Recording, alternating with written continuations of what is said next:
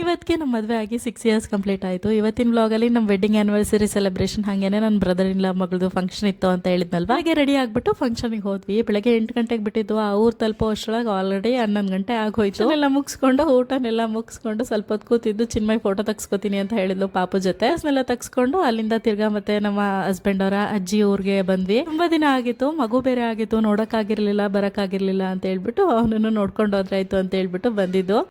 ನಮ್ಮ ಪಾಪುಗೂ ಒಂದೇ ಏಜು. ಅಲ್ಲಿಂದ ಮುಗಿಸ್ಕೊಂಡು ಅಲ್ಲಿಂದ ಊರಿಗೆ ಹೊರಟ್ವಿ ದಾವಣಗೆರೆಗೆ. ಮಾಡಿದ್ರು ಸೆಲೆಬ್ರೇಷನ್ ಮಾತ್ರ ಮಿಸ್ ಆಗಂಗಿಲ್ಲ ಅಂತ ಹೇಳ್ಬಿಟ್ಟು ಸಮಯ ಆಗಿತ್ತು ಪರವಾಗಿಲ್ಲ, ಅಂತೂ ಮಿಸ್ ಆಗಂಗಿಲ್ಲ. ಇನ್ನು ನನ್ನ ಹಸ್ಬೆಂಡಿಗೆ ವಿಶ್ ಮಾಡ್ತಾ ಇದ್ದೆ, ಕೇಳ್ತಾ ಇದ್ದೆ ಸಿಎಸ್ ಆಯ್ತು ನನ್ನ ಜೊತೆ ಇದ್ದೀರಾ, ಏನ್ ಅನಿಸ್ತಾ ಇದೆ ಅಂತ ಕೇಳಿದಕ್ಕೆ ಏನ್ ಹೇಳ್ತಿದ್ದಾರೆ ಕೇಳಿಳು.